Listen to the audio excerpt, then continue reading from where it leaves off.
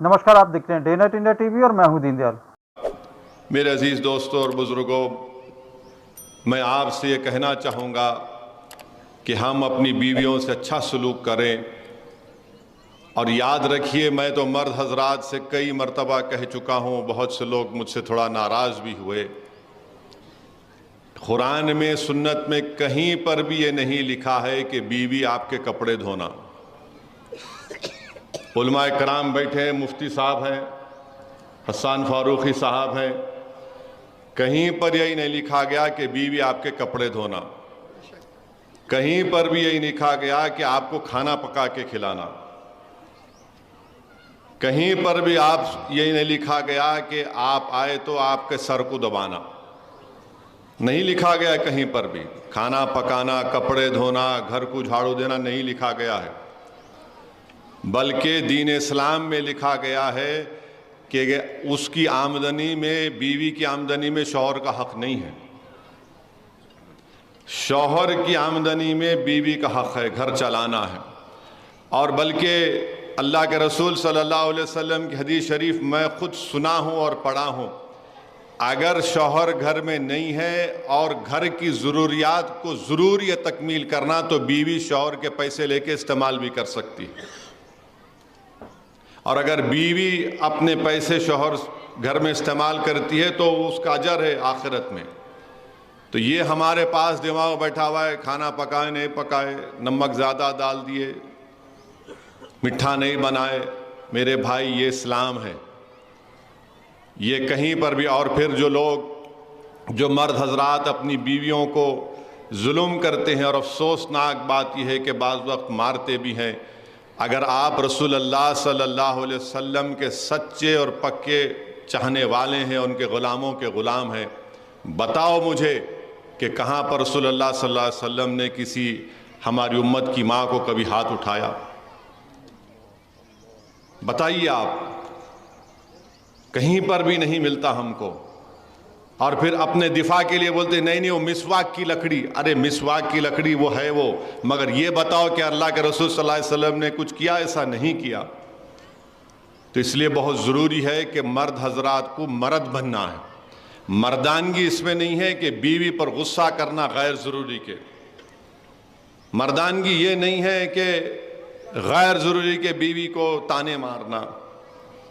मर्दानगी ये है कि बीवी अगर गुस्सा करे तो बर्दाश्त कर लेना। और एक सहाबी रसूल थे, उनके घर में बीवी ज़रा गर्म बोलते थे तो उन्हें शिकायत करने गए। किससे शिकायत करने गए? फारूक आज़म से, जिसके ताल्लुक़ से अल्लाह के रसूल सल्लल्लाहु अलैहि वसल्लम ने फरमाया कि अगर अल्लाह को मेरे बाद किसी को नबी भिजाना होता तो फारूक आज़म को भिजाता, मगर मैं आखिरी नबी हूँ सल्लल्लाहु अलैहि वसल्लम। जिसके ताल्लुक़ से अल्लाह के रसूल सल्लल्लाहु अलैहि वसल्लम ने फरमाया कि जिस रास्ते से फारूक आज़म चलते हैं शैतान भाग जाता है। जिसके ताल्लुक़ से बताया गया कि एक मरतबा फारूक आज़म ने शैतान को पकड़कर ज़मीन पर लिटाकर उसको मारा।